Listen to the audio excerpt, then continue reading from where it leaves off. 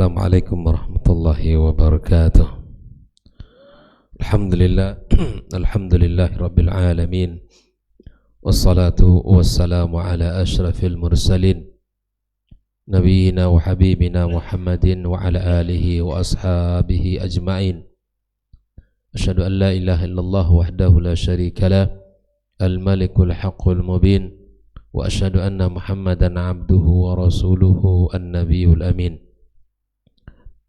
Ya ayyuhalladzina amanu ittaqullaha haqqa tuqatih wa la tamutunna illa wa antum muslimun. Allahumma inna nas'aluka ilman nafi'a wa rizqan tayyiba wa amalan mutaqabbala. Amma ba'd, fa inna asdaqal hadithi kitabullah wa khairul huda Muhammad sallallahu alaihi wasallam wa syarrul umuri muhdatsatuha wa kullu muhdatsatin bid'ah wa kullu bid'atin dhalalah wa kullu dhalalatin finnar. Ma'asyiral ikhwah rahimani wa rahimakumullah. Alhamdulillah, kita bersyukur pada Allah Subhanahu wa taala. Kembali Allah mudahkan kita untuk bisa duduk di majelis yang mulia ini. Mudah-mudahan Allah Subhanahu wa taala memberikan kepada kita ilmu yang bermanfaat serta keberkahan dari segala apa yang kita miliki, harta, anak, dan keluarga, serta usia yang Allah berikan kepada kita. Dan kita berharap ilmu yang kita pelajari menjadi cahaya dalam kehidupan kita. Ucapan salawat dan salam Allahumma salli ala Muhammad wa ala ali Muhammad kita sampaikan kepada junjungan kita Muhammad alaihi assalatu wassalam. Mudah-mudahan kita diberi taufik oleh Allah Subhanahu wa taala untuk membuktikan cinta kita kepadanya, dan kita juga berharap kepada Allah agar kita mendapatkan syafaatnya pada hari kiamat kelak, hari di mana tidak lagi berguna harta dan kekayaan, tidak lagi bisa dibanggakan anak dan keturunan, dan tidak bisa lagi disombongkan jabatan dan kedudukan, kecuali orang-orang yang datang kepada Allah di hari itu dengan hati yang penuh keimanan tanpa kesyirikan, dan dengan hati yang datang dengan keyakinan tanpa keraguan. Ikhwafillah rahimakumullah, kembali kita melanjutkan pembahasan kitab Tajrid At-Tauhid. Di dalam pembahasan ini kita menjelaskan tentang kaidah-kaidah dasar yang harus dimiliki oleh seseorang di dalam beragama ini, sampai kita kepada al-aslu al-khamis wal-ishrun, bagian yang ke-25, yaitu kullu qawlin khalafa dalil lazima inkaruhu.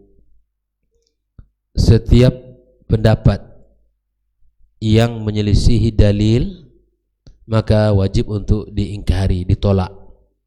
Siapapun, pendapat siapapun yang menyelisihi dalil Al-Quran dan menyelisihi As-Sunnah serta ijma' para ulama, maka ditolak.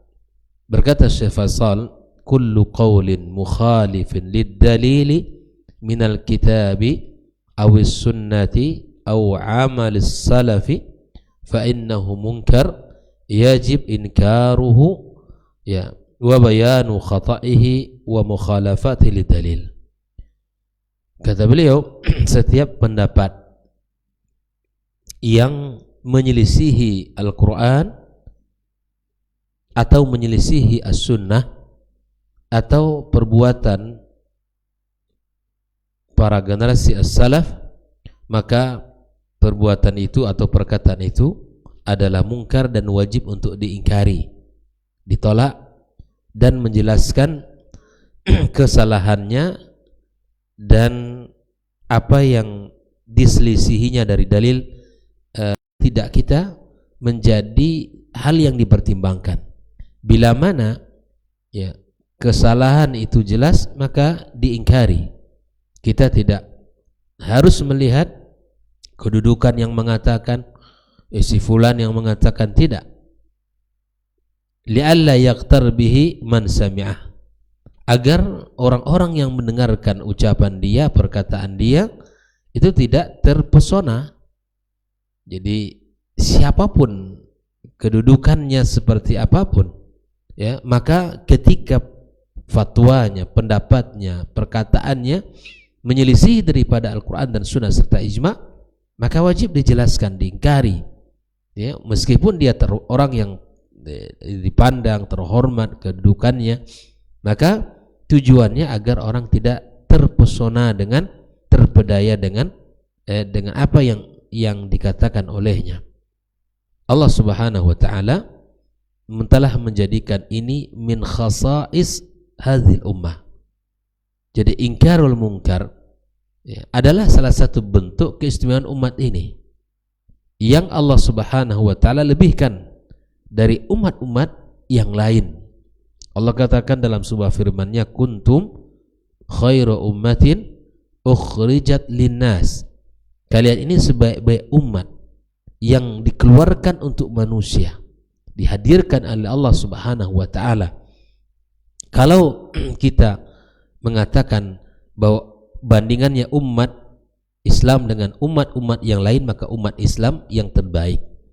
Namun bila mana kita berbicara internal umat ini, maka perkataan para sahabat, para tabi'in, para tabi'in, bahwa sahabat lebih baik daripada tabi'in dan tabi'in lebih baik daripada tabi'in. Apa yang menjadi karakter mereka sehingga disebut kuntum khairu ummah ta'muruna bil ma'ruf, memerintah kepada kebaikan, wa tanhauna 'anil munkar, dan mencegah dari kemungkaran. Dan ini adalah salah satu keistimewaan yang harus kita miliki dan harus dipahami, yang ketika ada kesalahan mesti dijelaskan, tidak boleh diam. Makanya subhanallah, hari ini banyak ustaz kita yang menjelaskan syubhat-syubhat yang dilontarkan, kemudian perkara-perkara baru yang seakan dianggap agama, ya, kemudian dengan retorika dan gaya bicara yang hebat, seakan itulah yang benar. Masya Allah, alhamdulillah, para asatiz, ya, para masyayikh telah dengan sungguh-sungguh mereka menjelaskan bagaimana apa yang dikatakan mereka itu sesungguhnya mukhalif, ya, menyelisih daripada dalil-dalil yang sahih dari Al-Quran dan Sunnah atau ijma' para ulama, ya, sehingga diketahui oleh masyarakat, sehingga nanti ada syubhat lagi, la inkara fi masail khilaf, tidak boleh diingkari ketika terjadi masalah khilaf. Nanti kita akan sampaikan perkataan Al-Imam Ibnu Qayyim tentang bab ini. Tidak serta-merta yang terjadi adanya khilaf itu tidak diingkari, tidak mutlak, ya. Nah, oleh karenanya ikhwafillah, berkata Syekh Faisal, walaysa fil inkari ala man khalafa ad-dalil taqlilun min sya'ni qaili aw izdira'uhu aw ikhtiqaruhu, bahwa di dalam menjelaskan apa yang dikatakan oleh seseorang yang menyelisihi Al-Quran dan Sunnah serta ijma' ulama, itu bukanlah berarti merendahkan dia, bukanlah berarti meremehkan dia, tidak. Jadi tidak masuk, ya, ketika orang menjelaskan kesalahan orang lain, misalnya kenapa harus disebarkan, kenapa harus direkam penjelasan ini disebarkan, karena dia telah berbicara juga disebarkan, jelas, ya. Misalnya nih, kenapa dijelaskan melalui, ya, direkam kemudian berbentuk video kemudian dijelaskan lagi kepada orang, karena dia telah memulai kesalahan dia, ada perkataan dia juga direkam kemudian disebarkan. Maka ini salah satu tugas untuk dijawab dan dijelaskan sehingga umat tidak salah, ya. Banyak hal yang terkadang itu terjadi di kehidupan, ya, para ustadz, para dai, ya, bahwa yang satu kan kita nampakkan nih video fulan dijawab, ya, silahkan kalau ingin menjawab, tapi semua itu harus dikembalikan kepada dalil-dalil yang dibenarkan. Nah, menjelaskan kesalahan seseorang bukan berarti itu adalah meremehkan, bukan berarti itu merendahkan dia, ya, wala yafham minhu adab ihtiramihi wa taqdirihi, bukanlah dipahami itu ya adalah bentuk tidak menghormati dan ya memuliakannya, bukan itu. Bal hadza minal birri bih wa min nushihi, ini salah satu bentuk ya, kasih sayang dan bentuk berbuat baik kepadanya. Kenapa? Wa minal ihsani ilaihi. Walidzalika lam yazal as-sahaba wal ulama yaruddu ba'dhum ala ba'din bid-dalil min al-kitabi was sunnah ma at-taqdir wal ihtiram wal haqq ahab ilaihi min ar-rijal. Jadi kalau dalam bab ini kita dapatkan para sahabat, para ulama saling menjawab, saling menjelaskan al-haq dengan dalil Al-Quran, As-Sunnah serta ijma. Yang lebih dicintai oleh mereka itu kebenaran daripada orang itu sendiri. Jelas ya? Jadi menjelaskan kesalahan seseorang itu bukan berarti apa? Bukan berarti merendahkan, meremehkan dan tidak menghormatinya.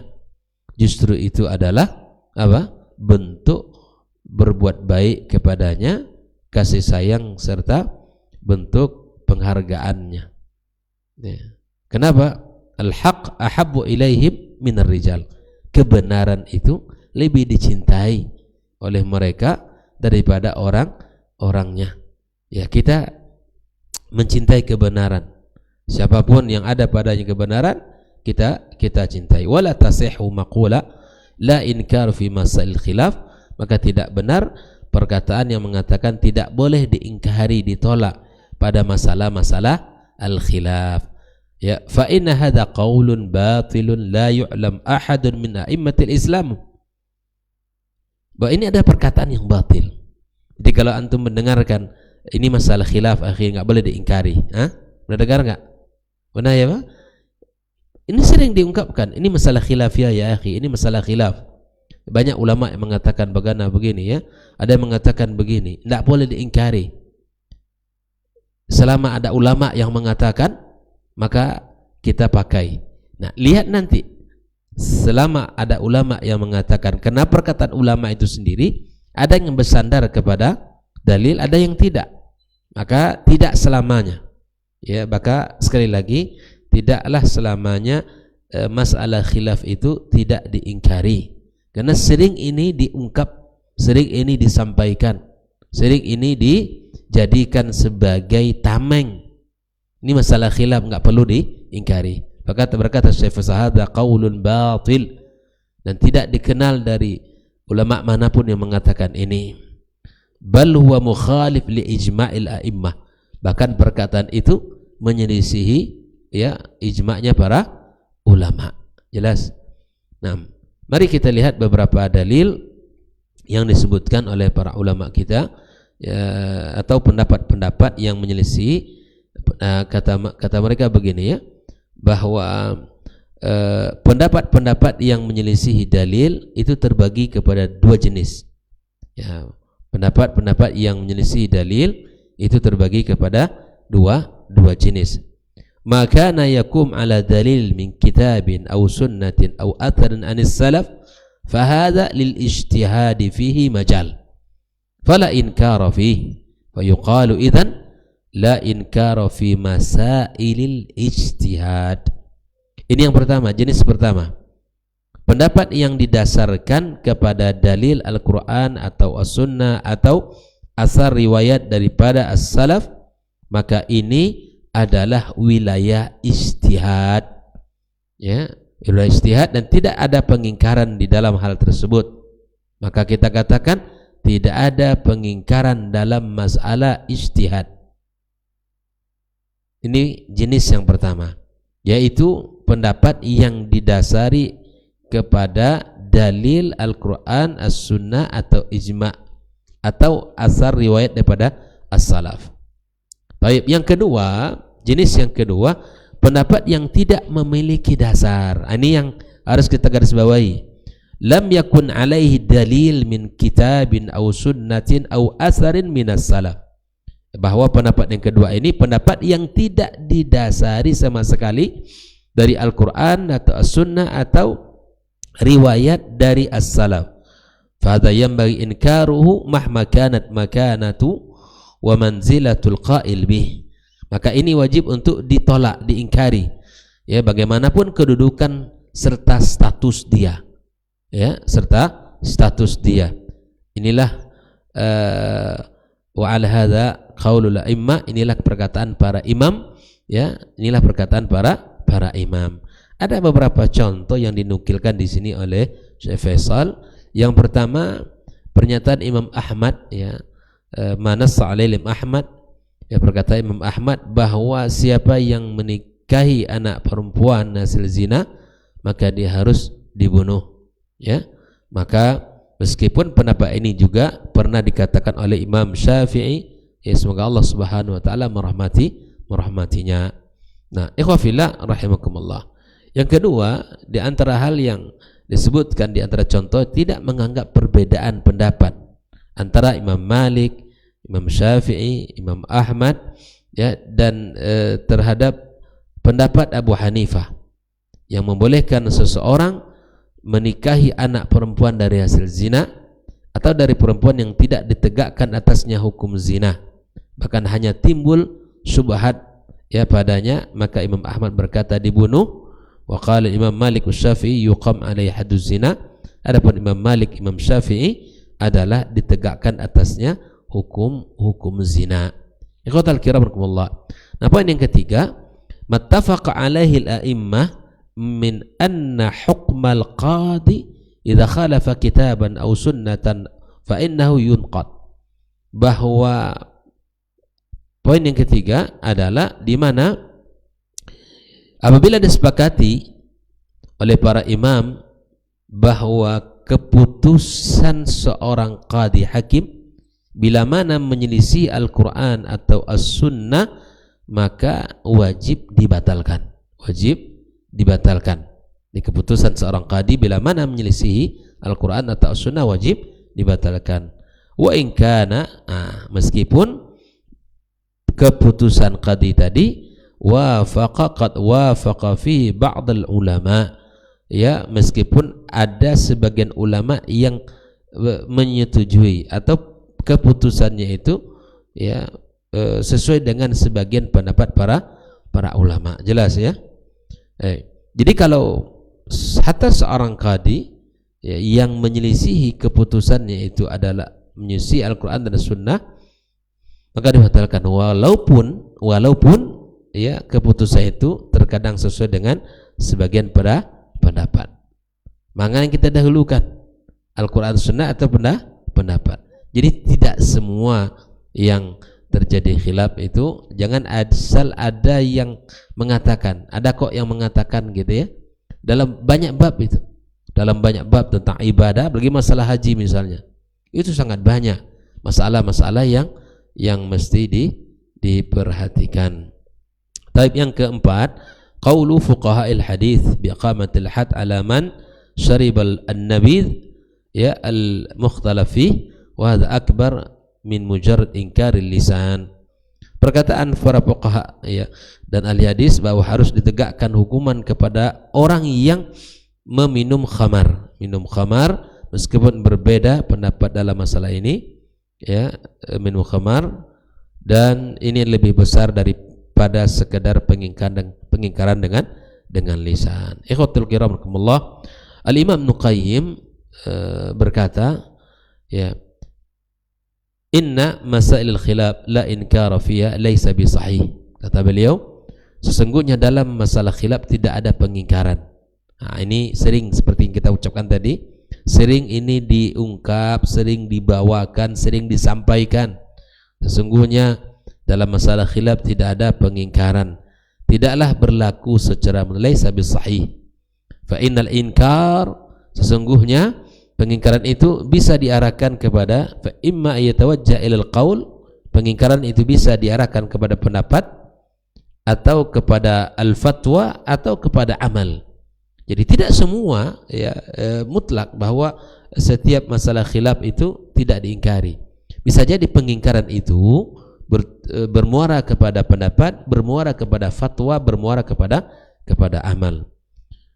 Lalu kemudian Syekh mengatakan wa ammal awal, jika pendapat pertama, adapun perkataan yang mengatakan jika suatu pendapat menyelisihi fa idza kana al-qaul yukhalif sunnatan wa ijma'an syai'an, jika satu pendapat menyelisihi sunnah atau ijma' yang tidak dianggap ijma'an syai'an, ya satu ijma' ya yang telah disepakati, jika perkataan itu menyelisihi as-sunnah atau ijma', maka wajib inkaru ittifakan, maka wajib untuk ditolak. Jelas ya? Jadi tidak ada istilahnya tidak boleh diingkari masalah khilafiyah atau masalah khilaf. Tidak. Jika seandainya pendapat menyelisih as-sunnah atau ijma' yang berlaku, maka wajib untuk diingkari. Wa in lam yakun kadzalik fa inna bayana dha'fi wa mukhalafatihi lid-dalil inkaru mithli. Naam. Jika telah nyata bahwa satu pendapat itu lemah dan bertentangan dengan dalil, maka wajib diingkari. Wajib untuk diingkari. Adapun perbuatan, fa idza kana ala khilafi sunnah atau ijma' wajaba inkaruhu bihasbi darajatil inkar.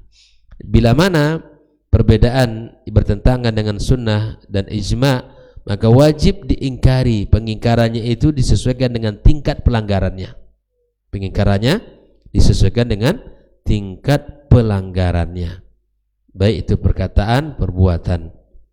Sampai beliau mengatakan ila anqal wa idza lam yakun fil mas'alati sunnah wala ijma' walil ijtihad fiha musagh, jika dalam suatu masalah tidak terdapat sunnah atau ijma' atau tempat untuk ijtihad, tidak ada di dalam yang diingkari itu, maka tidak boleh mengingkari orang yang mengamalkannya.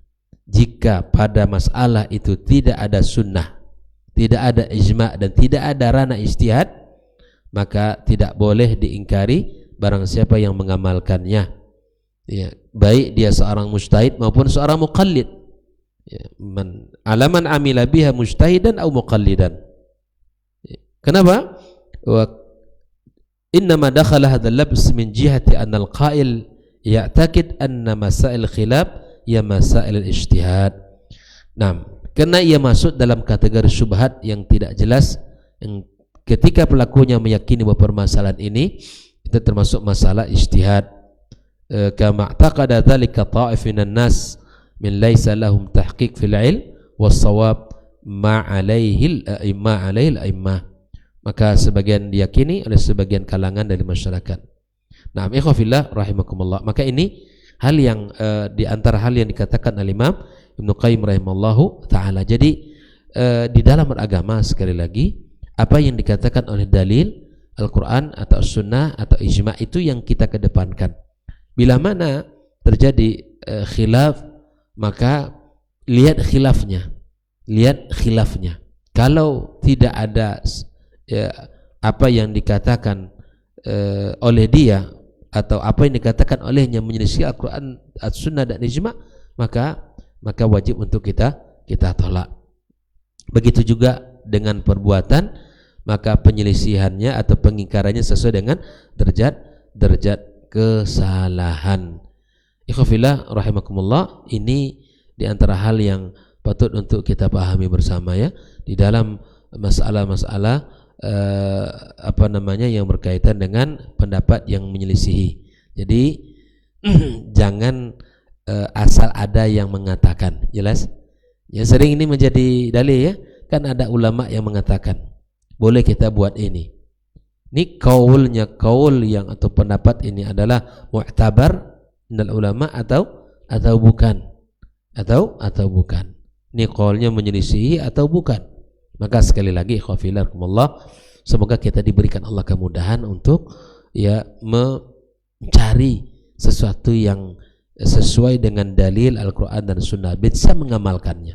Bukan hanya mencari, tapi mengamalkan sesuai dengan apa yang dijelaskan oleh para ulama kita. Wallahu ta'ala alam. Jadi sekali lagi, ini pembahasan sebenarnya sangat luas dan sangat banyak contoh-contoh yang bisa jelas dikembangkan dalam permasalahan ini. Jangan sampai kaidah ini menjadi tameng, ya, jadi tameng atau perkataan orang tadi la ingkara fi masail khilaf, ini tidaklah menjadi sebuah pijakan untuk bisa mengamalkan sesuatu yang menyelisihi agama, yang menyelisihi dalil daripada Al-Quran dan Sunnah Nabi alaihi assalatu wassalam. Karena jelas pendapat perkataan tadi itu tidaklah kata Syekh Faisal, la yu'lam ahad min a'immatil Islam. Siapa yang mengatakan kalimat itu tidak tahu. Tidak ada kalimat itu menjadi kalimat yang mu'tabar indal ulama, tidak ada di buku-buku mereka. Wallahu ta'ala alam, tidak ada dalam pembahasan mereka. Dan tidaklah mereka bersandar kepada kalimat-kalimat yang seperti ini, bal huwa mukhalif li ijma'il a'imah. Ini ya, Syekh Faisal mengatakan, ya, saya menukilkan dalam kitabnya ini. Wallahu ta'ala alam, wa sallallahu ala nabiyyina wa habibina Muhammadin wa ala alihi wa sahbihi ajma'in. Wassalamualaikum warahmatullahi wabarakatuh.